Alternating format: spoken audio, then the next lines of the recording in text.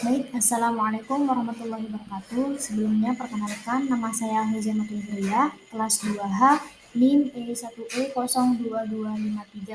Nah, di sini saya akan mempresentasikan untuk memenuhi tugas mata kuliah yakni Ilmu Alamnya Dasar.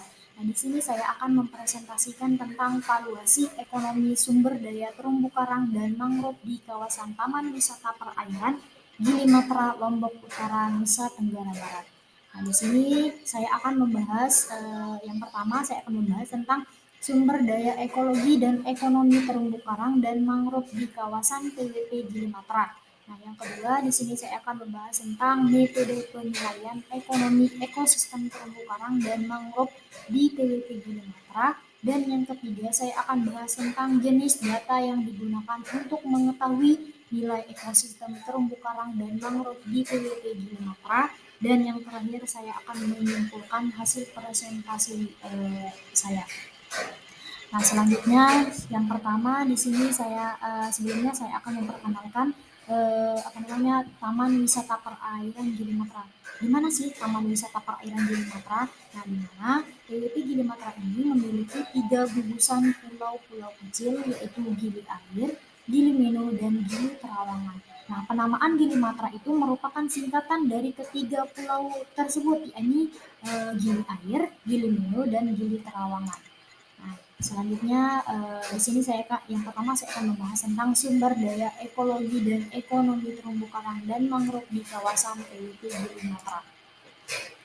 Nah, di mana terumbu karang itu merupakan salah satu sumber kekayaan laut hayati yang dapat diperbarui. Terumbu karang merupakan sumber daya yang tidak memiliki nilai pasar. Nah, salah satu proksi bagi nilai ekonomi terumbu karang adalah melalui proksi terhadap nilai produktivitas perikanan. Sumber daya pesisir dan laut apabila dipandang dari berbagai sisi memiliki peluang yang mampu dijadikan modal dasar dalam upaya pembangunan masyarakat pesisir.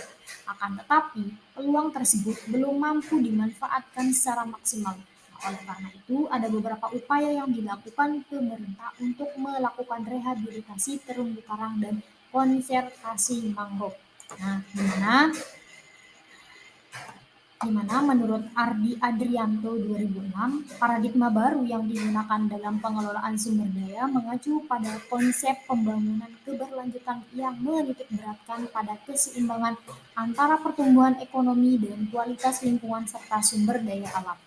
Konsekuensi logis dari paradigma tersebut menyebabkan adanya perubahan ekosistem yang harus dimasukkan ke dalam pertimbangan pengelolaan, serta termasuk pentingnya mengetahui nilai ekonomi sumber daya sebagai salah satu masukan dalam mengambil kebijakan, sehingga pada situasi ini kebutuhan valuasi ekonomi menjadi penting. Upaya pemerintahan melakukan rehabilitasi terumbu karang dan konservasi mangrove di antaranya yang pertama itu adalah upaya pemerintahan melakukan rehabilitasi itu yaitu dengan cara transplantasi terumbu karang. Nah, di mana transplantasi terumbu karang ini merupakan salah satu upaya rehabilitasi terumbu karang yang semakin terdegrasi melalui pencangkokan atau pemotongan karang hidup yang selanjutnya ditanam di tempat lain yang mengalami kerusakan atau menciptakan habitat baru. Nah, yang kedua, upaya yang dilakukan pemerintah untuk melakukan rehabilitasi terumbu karang dan konservasi mangrove yang kedua itu adalah penanaman bibit mangrove kembali. Nah, penanaman bibit mangrove kembali ini bertujuan untuk memperbaiki tanaman yang rusak atau wilayah yang potensial untuk ditanami guna mencegah abrasi. Kemudian selanjutnya yaitu sumber daya terumbu karang dan mangrove di PWP Gili Matra. Di mana sumber daya terumbu karang dan mangrove PWP Gili Matra itu ada nilai ekologi sumber daya terumbu karang dan mangrove PWP Gili Matra. Yang kedua juga dia memiliki sumber daya nilai ekonomi sumber daya terumbu karang dan mangrove di PWP Gili Matra. Yang pertama saya akan bahas di sini itu sumber daya nilai ekologi, yaitu salah satunya sumber daya nilai ekologi itu berupa jenis terumbu karang. Nah, di mana adapun beberapa jenis terumbu karang yang terdapat di PWP Gili Matra. Nah, yang pertama itu ada namanya jenis terumbu karang yang namanya Heliophora piscae. Nah, yang kedua ada namanya Labovelia xp. Nah, yang ketiga itu ada namanya Anacrophora mattei. Terus selanjutnya ada jenis terumbu karang namanya itu Ceratophora hystrix. Nah, selanjutnya ada Milifora sp dan yang terakhir ada namanya Antiphates sp. Nah, kemudian nilai ekologi terumbu karang di TWP Gili Matra itu berkisar antara 448,76 hektar. Nah, di mana tadi dijelaskan Gili Matra itu merupakan penamaan antara pulau-pulau yang tiga itu, yaitu antara Gili Air, Gili Mino, dan Gili Trawangan. Nah, di mana nilai keseluruhan nilai ekologi keseluruhan terumbu karang di TWP Gili Matra itu berkisar antara 448,76 hektar. Nah, di mana dibagi menjadi dirincikan sebagai berikut. Yang pertama itu pada Gili Air terdapat sebanyak 136,85 hektar. Nah, yang kedua itu 118,19 hektar pada Gili Mino dan 192,96 hektar pada Gili Terawangan. Kemudian selanjutnya di sini saya akan membahas tentang nilai ekologi mangrove di TWP Gili Matra. Dimana tadi sudah dijelaskan tentang nilai ekologi terumbu karang. Nah, sekarang nilai ekologi mangrove. Dimana nilai ekologi mangrove di TWP Gili Matra itu berkisar antara 49,02% hingga 70,49%. Nah, di mana adapun jenis-jenis mangrove yang terdapat di TWP Gili Matra itu banyaknya 8 jenis mangrove. Nah, yang pertama, jenis mangrove yang pertama itu namanya Bruguiera cylindrica, yang kedua itu ada namanya jenis mangrove Soneratae alba, yang ketiga itu ada namanya jenis mangrove Avicennia alba, yang keempat itu ada namanya jenis Rhizophora sitolasa, dan yang kelima itu ada namanya jenis mangrove Exosaria agalocha. Nah, yang keenam itu ada namanya jenis mangrove Pemphicia acidula, dan yang ketujuh itu ada namanya jenis mangrove Avicennia marina, dan yang terakhir itu ada namanya jenis mangrove Luminifera racemosa. Nah, kemudian yang kedua itu nilai ekonomi TWP Gili Matra. Nah, di mana nilai ekonomi dari ekosistem terumbu karang dalam penelitian ini dibatasi pada aktivitas penangkapan ikan. Nelayan di kawasan Gili Matra pada umumnya menggunakan berbagai jenis alat tangkap seperti jaring, pancing, dan bubur. Nah, lokasi penangkapan berada di sekitar Gili Matra. Nah, sementara itu lokasi sentral nelayan pada kawasan konservasi Gili Matra yaitu berada di Pulau Gili Air. Nah, adapun nilai-nilai ekonomi sumber daya terumbu karang dan mangrove di TWP Gili Matra itu diantaranya yang pertama itu ada nilai kegunaan langsung sumber daya pesisir dan laut TWP Gili Matra. Di mana nilai kegunaan langsung sumber daya pesisir dan laut TWP Gili Matra ini dilihat dari manfaat terumbu karang untuk perikanan tangkap dan nilai kegunaan sebagai wisata pantai. Nah, yang kedua itu nilai ekonomi sumber daya terumbu karang dan mangrove yang kedua itu ada nilai tidak langsung. Di mana nilai tidak langsung ini dilihat dari nilai kegunaan sebagai pelindung pantai dan nilai sosial. Nah, yang ketiga itu ada namanya nilai pilihan. Nah, selanjutnya di sini saya akan menjelaskan satu persatu. Yang pertama saya akan menjelaskan tentang nilai ekonomi berupa nilai kegunaan langsung sumber daya pesisir dan laut TWP Gili Matra. Nah, yang pertama yaitu manfaat terumbu karang untuk perikanan tangkap. Dimana diketahui luas kawasan terumbu karang yang ada di TWP Gili Matra itu diketahui seluas 8.016,21 hektar. Kementerian Kelautan dan Perikanan 2015. Nah, sementara itu jumlah total populasi nelayan pada kawasan tersebut sebanyak 292 orang. Nah, berdasarkan informasi tersebut, maka dapat diketahui bahwa nilai total manfaat langsung sumber daya ikan karang di TWP Gili Matra itu sebesar 151.130.418 hektar per tahun. Nah, yang kedua itu nilai kegunaan langsung sumber daya pesisir dan pantai TWP Gili Matra itu dilihat dari nilai kegunaannya itu sebagai wisata pantai. Nah, di mana nilai ekonomi ekosistem TWP Gili Matra yang terdiri dari mangrove, terumbu karang, dan biota lainnya itu mempunyai nilai manfaat langsung sebagai salah satu daya tarik wisata bagi wisatawan baik mancanegara maupun domestik. Nah, penilaian manfaat ekonomi wisata didekati dengan menggunakan teknik Travis Cost Method nilai ekonomi TWP di Sumatera. Berdasarkan fungsinya sebagai penyedia jasa wisata dapat dihitung dengan cara mencari besaran surplus bagi konsumen sebesar 8.592.614 per orang. Nah, berdasarkan analisis kesesuaian dan daya dukung luas pantai yang sesuai untuk kegiatan wisata pantai di TWP Gili sebesar 2,6 hektar. Nah, daya dukung kawasan untuk wisata pantai sebanyak 75 orang. Besarnya biaya perjalanan per orang untuk menikmati wisata pantai kawasan Gili rata-rata sebesar 8.592.614. Dengan demikian, dapat dihitung nilai ekonomi kawasan sebagai penyedia wisata pantai sebesar 1.102.165.479 HM. Nah, kemudian yang kedua, nilai ekonomi yaitu berupa nilai kegunaan tidak langsung sumber daya pesisir dan laut TWP Gili di mana tadi nilai kegunaan tidak langsung sumber daya pesisir dan laut TWP Gili ini dilihat dari nilai kegunaannya sebagai pelindung pantai. Salah satu manfaat tidak langsung ekosistem mangrove dan terumbu karang adalah sebagai penghalang bagi wilayah pesisir. Panjang garis pantai di kawasan TWP Gili yang terlindung oleh ekosistem karang sebesar 17.398,3 meter. Sehingga nilai manfaat dari ekosistem karang dengan manfaat sebagai pelindung pantai sebesar 9.569.065.065.000 per tahun. Nah, yang kedua itu nilai jasa sosial budaya.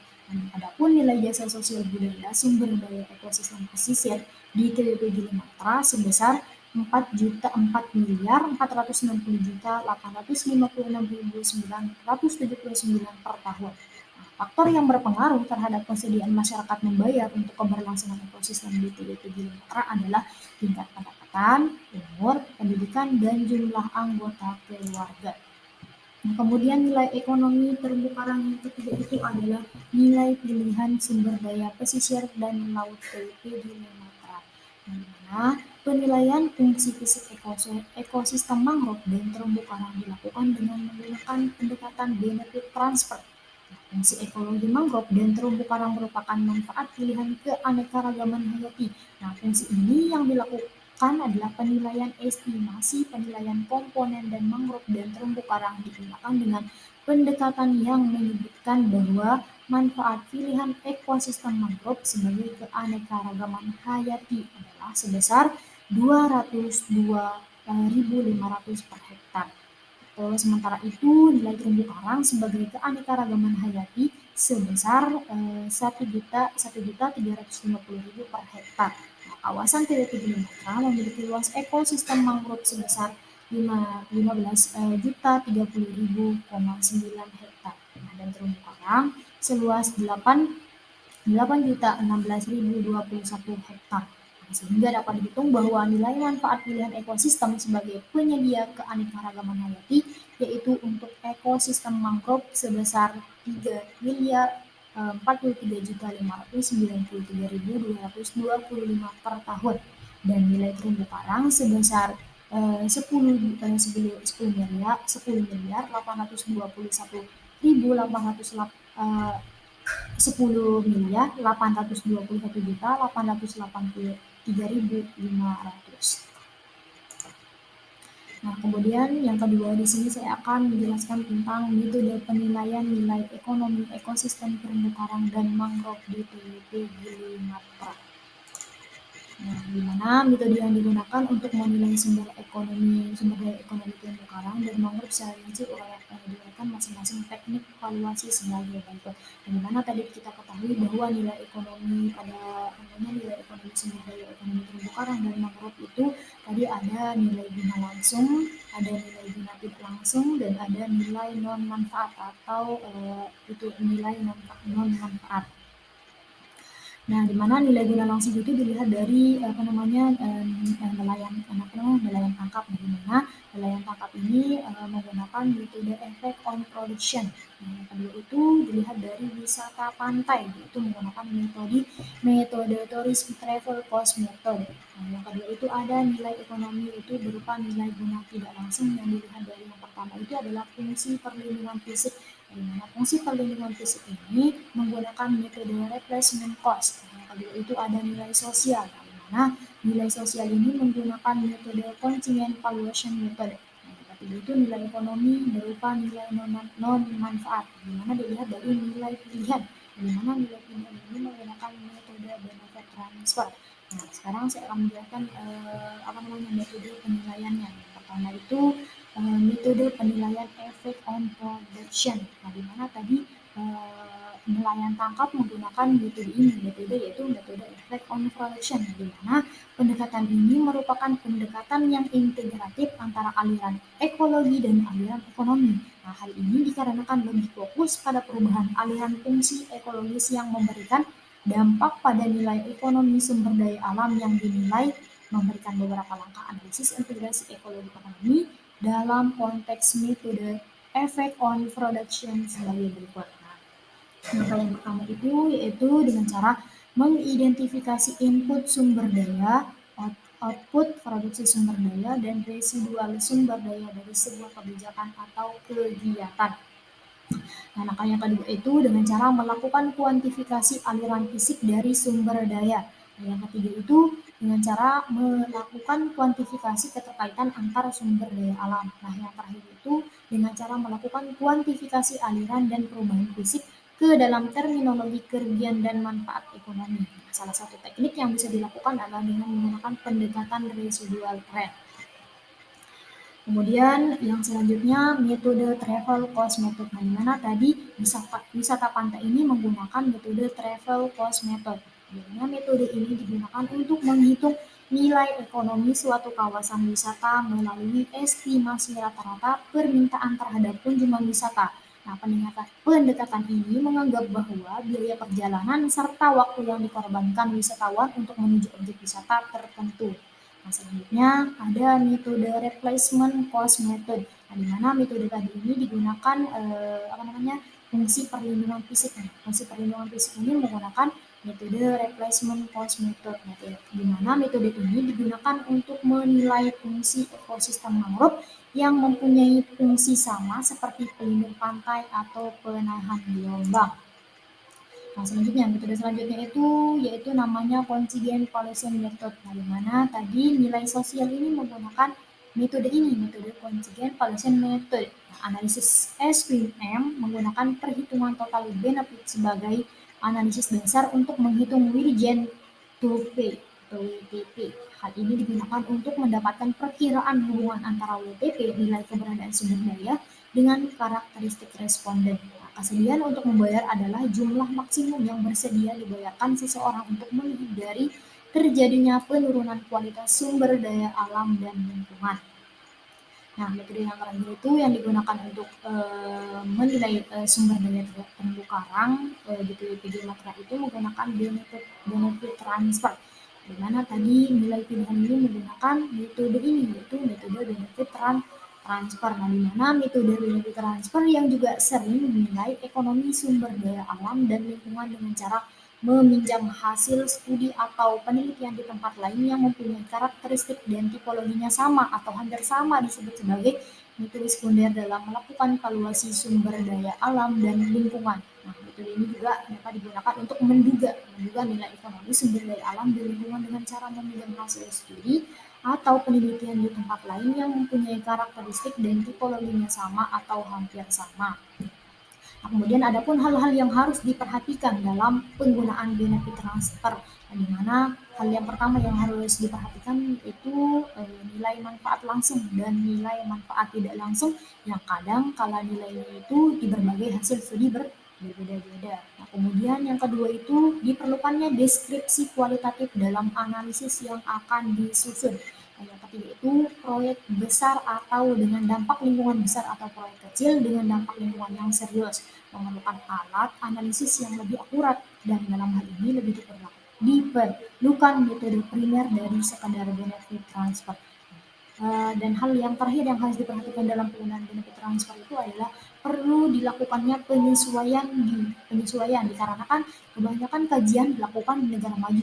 Penyesuaian yang perlu dilakukan diantaranya adalah pendapatan orang, hak milik, harga tanah, institusi, budaya, iklim, sumber daya alam, dan lain-lain.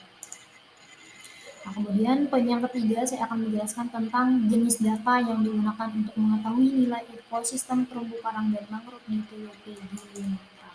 Nah, adapun jenis data yang digunakan untuk mengetahui nilai ekosistem terumbu karang dan mangrove di TWP Gili-Mantra itu yaitu yang pertama itu menggunakan jenis data sekunder. Yang kedua itu jenis data primer. Nah, adapun yang pertama itu adalah menggunakan jenis data sekunder, di mana data sekunder ini yang dikumpulkan meliputi data demografi, jumlah produksi, dan jumlah rumah tangga perikanan tangkap. Nah, data pariwisata dan data-data yang terkait dengan potensi sumber daya kelautan dan perikanan di TWP Gili-Mantra.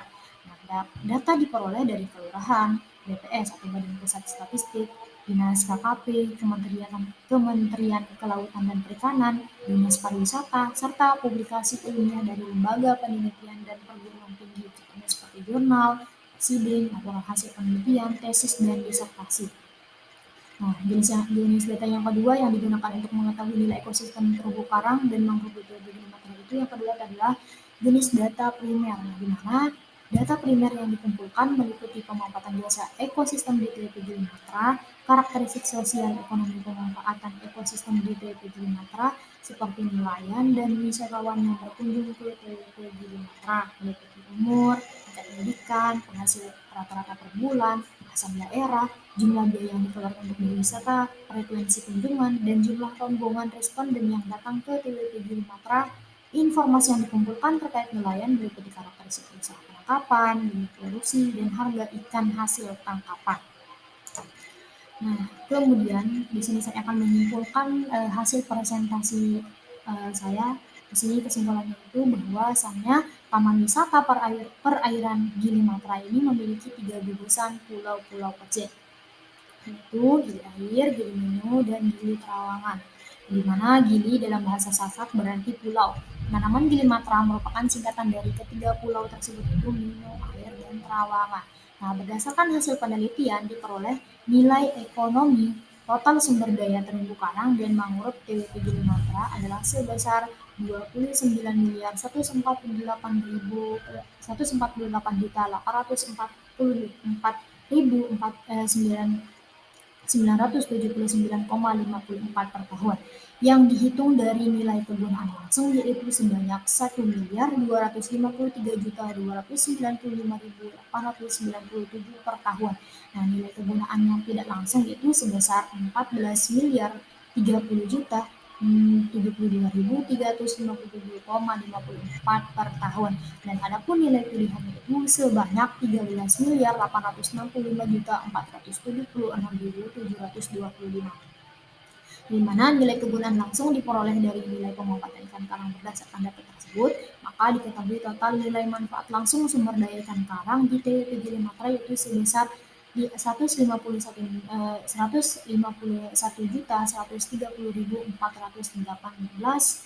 per hektar per tahun. Dengan demikian dapat dihitung nilai ekonomi kawasan sebagai penyedia wisata pantai sebesar 1.102.165.479 per tahun.